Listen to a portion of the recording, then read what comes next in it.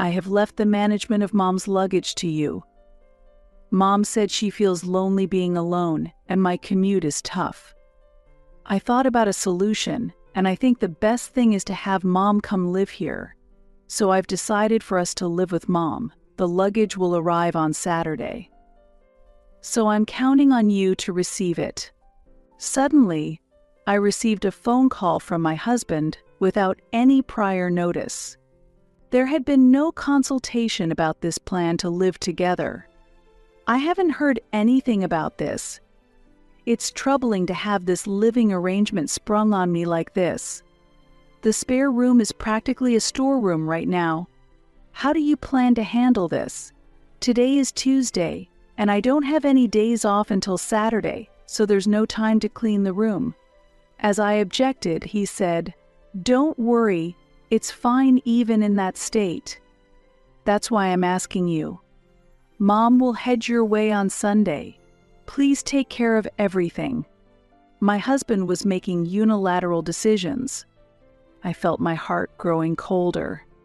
If my husband was going to make important decisions on his own, then I had the right to make my own decisions. "Okay, all right," I replied that way and ended the call. My name is Mandy. I live with Jeff, a classmate from middle school. After graduating from university, I started working in sales at an IT company. I lost my father to illness in my childhood and have lived with my mom ever since. Mom works clerical jobs at a small company during the day and has a side job at home at night. Despite coming from a single-parent background, I had the same opportunities for lessons and education as other kids. After graduating and getting a job, I've come to appreciate how hard my mom has worked all these years and hope she can now enjoy her own time. In my sales job at an IT company, technical knowledge and sales skills are required, as well as building trust with clients. The knowledge I desperately learned is gradually bearing fruit, and I am becoming trusted by customers. Currently, I am consistently among the top performers in sales. Since performance directly affects salary, I also feel a sense of accomplishment in my work. There are days so busy I hardly have time for lunch, but the effort ties directly to results, keeping me motivated. Reuniting with my husband was just a moment in my busy daily life. That afternoon, as I had a client visit planned, I was enjoying a cafe au lait in the park. As I watched children play and sat on a bench, enjoying a peaceful moment, someone suddenly addressed me. "Excuse me, are you Mandy?" "I'm sorry if I'm mistaken." He spoke as if he knew me, but I couldn't recall immediately. "Yes, that's me." Worried that not remembering his name might be rude, I answered vaguely, "You really haven't changed at all." A man in a delivery company uniform began a familiar conversation. "It's me. We were classmates in middle school. Don't you remember? I transferred schools, but I'm Jeff." Jeff. He was a classmate from middle school. Jeff, the one who transferred. He always brightened up the class, being so good at sports and a central figure. "Jeff, it's really been a while. I didn't recognize you at all. You're still as spaced out as ever, Mandy." His unchanged expression brought back old memories. Glancing at the clock, I saw that the time for my client appointment was approaching. "Oh, sorry, I have to go now. I have work." As I started to leave, he stopped me and said, "Mandy, if you're okay with it, give me your contact.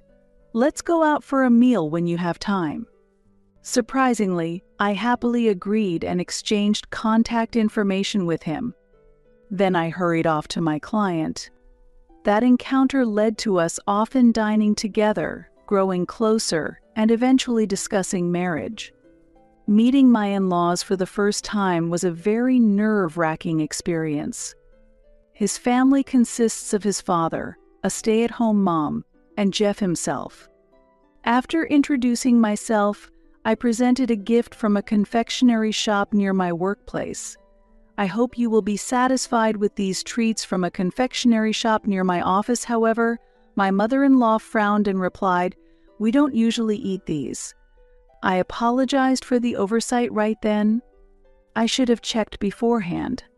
I am truly sorry. Inside, I was angry with him because he hadn't shared anything about his family's preferences in our discussions before the meeting. A slight unease remained in my heart. Later, in the guest room, we talked about various things, including how we met, our university days, and work. My father-in-law asked questions and nodded kindly. Eventually, the conversation shifted to my family background. I shared that I lived with my mother and that my father had passed away from illness when I was young. My mother-in-law's expression hardened. "Mandy, you were raised by a single parent?" she asked with a somewhat stern look. "Yes, that's correct." Upon hearing my response, my mother-in-law remarked, "It would have been better if Jeff's wife came from a more typical family background. You know, children raised by single parents often have personality or psychological issues because they lack love. It's pitiful, but it might be problematic for marriage." Such remarks shouldn't have been made in front of me. Looking to him for a response, I saw that he was just staring outside as if nothing had happened. In that moment, without his support, I responded to my mother-in-law with all my might. My mother raised me with all her effort. I have never felt inferior because I was from a single-parent family. I emphasized this strongly. Tears welled up in my eyes.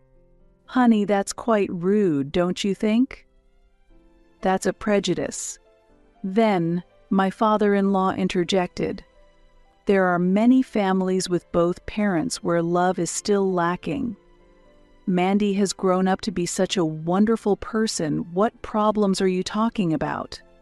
My father-in-law admonished my mother-in-law. "Moreover, Mandy is a top performer in her sales role at an IT company. Her salary is quite substantial.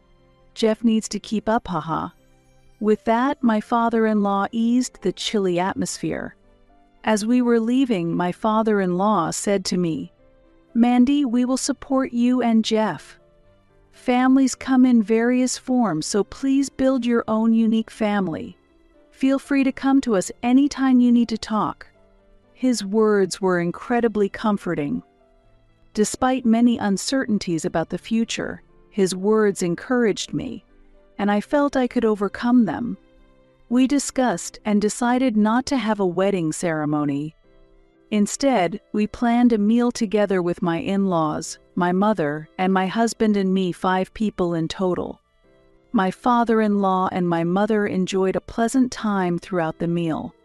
My mother-in-law, who had hardly greeted me properly, said during the meal, "To be honest, I would have preferred Jeff's spouse to come from a typical family, not a single-parent home." She added, "Children from single-parent families often cling to money due to a lack of financial ease." Right after she said this, my father-in-law changed the topic. "By the way, do you like oranges?" he asked my mother. "Yes, I love citrus fruits," my mother happily replied. "A friend of mine lives in Florida and sends us a lot each year. Next time, we'll share some with you." My mother was delighted. "That would be wonderful." "Thank you." My father-in-law's tact saved the moment. Due to the noise in the restaurant, my mother either didn't notice or pretended not to hear and made no comment. After the meal, we walked through the bustling streets on our way home. "Mom, I'm grateful for today." "You must be tired, aren't you?" "No, I enjoyed the food and had a great time," she replied. The car headlights cast a slightly sad shadow on her face. "Mandy, you are a daughter I am proud of. Thank you for growing up to be so kind. Don't be swayed by what others say, and choose your own path together with Jeff." It's possible that my mother had heard the comments made by my mother-in-law. Considering that I was about to get married, she probably pretended not to hear anything to avoid causing me any trouble. I was moved by my mother's kindness and tears welled up inside me, but I smiled to hide my concern. A few days later, we completed our marriage registration and started our new life together. My husband moved into my spacious apartment, and our new family life began. My husband, who handles physically demanding delivery work, and I prepared nutritious meals on the evenings we spent together. As our days became busier and I had to work overtime more frequently, leaving no time to prepare dinner, my husband naturally began to take on the task of cooking. He often took care of house cleaning and laundry before I got home. We had not set specific roles, so things just progressed in this way. I felt a deep sense of happiness with how things were going. I never imagined Jeff would support our home so much. I'm truly grateful. With this, we'll be fine even if we have kids. When I mentioned this, my husband laughed and responded, "When you get into it, it's surprisingly fun. Maybe it's about time I start learning about child rearing too." His reliable attitude gave me a sense of security. I felt this was the life we were building together, remembering my father-in-law's words. On weekends, my husband often went to his parents' home for meals because it makes my mother happy, and he would ask me to arrange the ingredients. These included luxury items like high-grade beef and lobster from a popular shop. Visiting my husband's family was somewhat stressful for me, mostly because of my mother-in-law's complaints. She often complained about our daily lives. "Is it true that Jeff is handling the cooking? Didn't you learn respect for your husband from your mother? Jeff does the laundry too? Even underwear? Don't you know any common sense because you were raised by a single parent? Do you need that much money?" She would say harshly. However, every time, my father-in-law stood up for me. "Wait a minute. That's not the right way to say things. You might not understand because you haven't worked, but working is stressful and requires a lot of mental energy. Especially in the IT industry, where there's always a demand for new technologies and products. Mandy is working hard. Thanks to her, we get to eat delicious meat, right? It wouldn't work so well with just Jeff, haha." This always lightened the mood. When I got home, my heart would be at ease. But that day was unexpected. As I was preparing to go to work as usual, we received the sudden news of my father-in-law's passing. Upon hearing the news, my husband went pale and was at a loss for words. I couldn't accept the reality immediately, and my mind went blank. It pained me that I couldn't repay my father-in-law's kindness before he passed away so suddenly. Thinking that I wouldn't see his smile anymore, tears involuntarily started to flow. After the funeral, concerned about my mother-in-law living alone, my husband began visiting his family home more frequently than before. I also accompanied him at times, but the frequent criticisms that you lack discernment because you were raised by a single parent and you can't even do this simple thing because you were raised by a single parent gradually made it harder for me to visit. On the other hand, my husband started going directly from work to his parents' house more often, and he began not coming home at night. On the rare occasions he did come home, I hadn't prepared a meal because there was no prior notice. Perhaps influenced by his mother's words, I began to receive unfair criticism like, "You don't even have a meal ready when I come home." Is this because you were raised by a single parent? I finally understand what Mom meant. Eventually, my husband hardly ever came home. The drive between his workplace and his parents' home is about 2 hours. While I understand his concern for his mother, the long hours of driving after work and early morning commutes made me worry about his health. Before I knew it, I hadn't seen my husband in a month.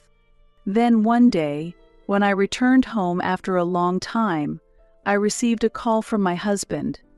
"Mandy, how are you?" "I'm fine." "Rather, Jeff, aren't you the one who's tired?" His voice was as lively as ever, despite not having heard it in a long time. To be honest, I'm tired of the recent lifestyle. "Do you have any plans this Saturday?" "Saturday?" "No, I don't have anything planned." Suddenly, I optimistically thought about going somewhere since it had been a while. "I have left the management of Mom's luggage to you. Mom feels lonely living alone, and my commute is tough.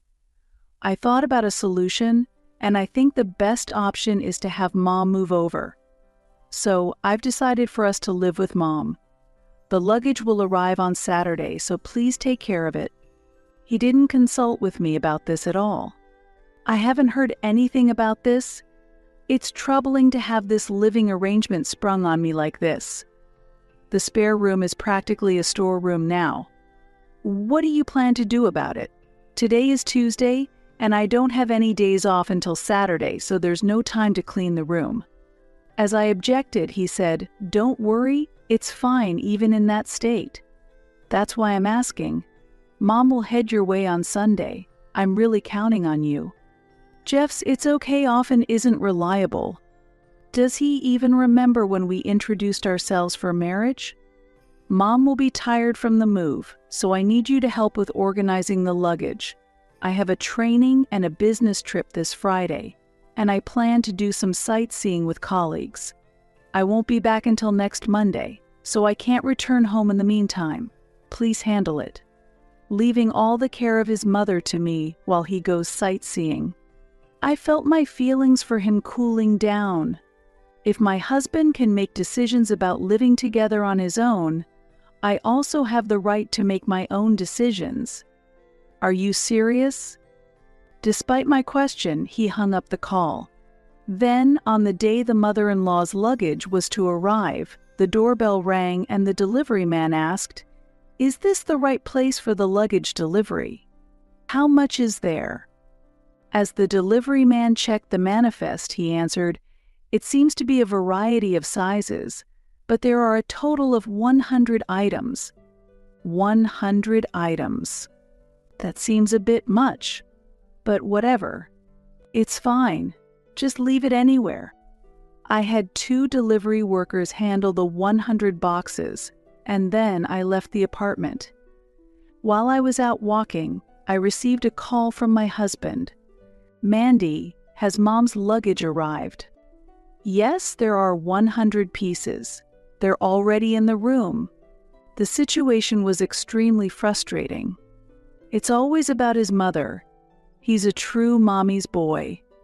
100 pieces? That's too much luggage. Please handle the unpacking. Make sure everything is relaxing for when Mom arrives. Why should I have to do it? Actually, Jeff, I've moved out. What? It seemed he didn't understand. So, I can't do the unpacking. What?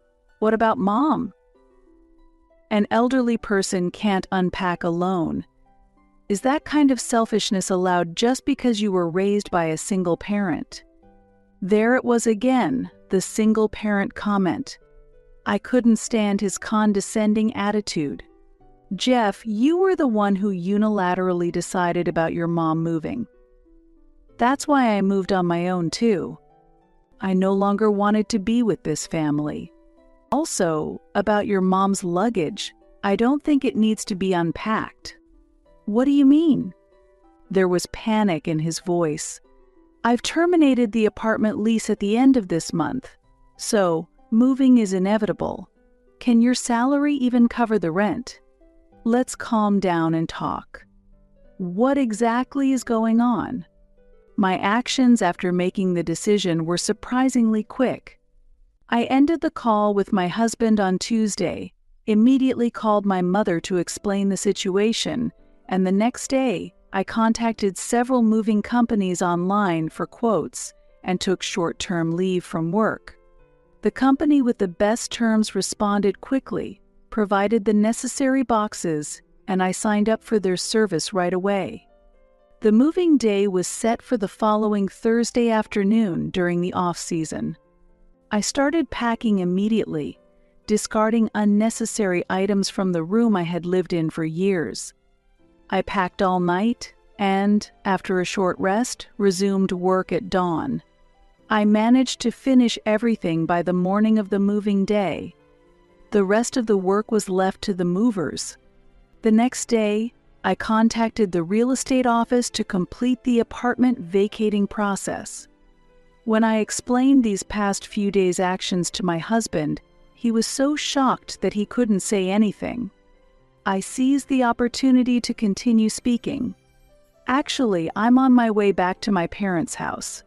The only things left in the apartment are your personal belongings you brought at the time of our marriage and the 100 boxes.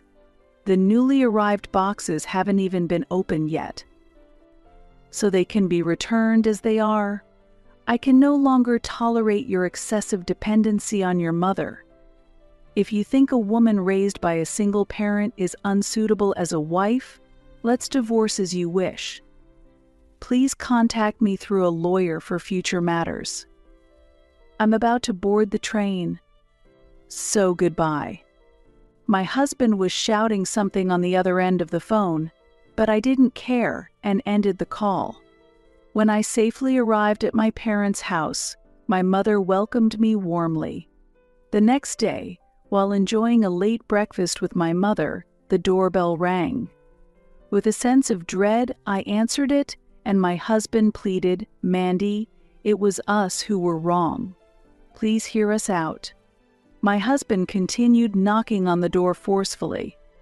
Not wanting to cause a disturbance in the neighborhood, I reluctantly opened the door, and there stood my husband and mother-in-law, who immediately began to apologize profusely.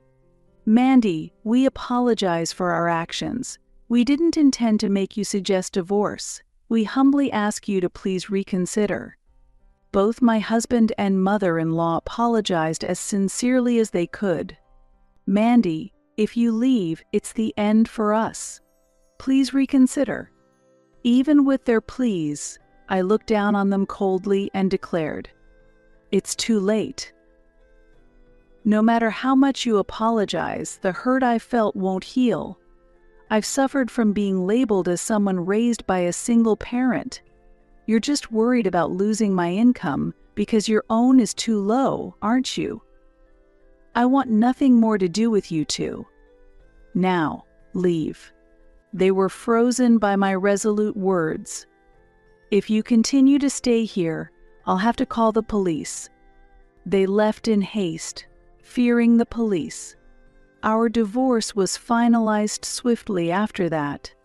According to my lawyer, my ex-husband made an inadvertent slip of the tongue during a training session at work, which caused a significant rift with his supervisor and ultimately led to his job loss. His continued inappropriate comments about his boss's family background directly caused his dismissal. He was very reluctant about the divorce while unemployed, but when I hinted at paying compensation, he grudgingly agreed. Meanwhile, my former mother-in-law is determined to find a proper family girl for her son, despite him being unemployed and desiring to live with his mother. Realistically, few women find an unemployed man living with his mother appealing. Currently, they live near my former in-law's house, and the story of our divorce has spread in the neighborhood, causing them to lead a low-profile life due to the shame. During this time, I've been living with my mother, focusing on my work. The incident caused a lot of worry for her, so I intend to support her fully from now on.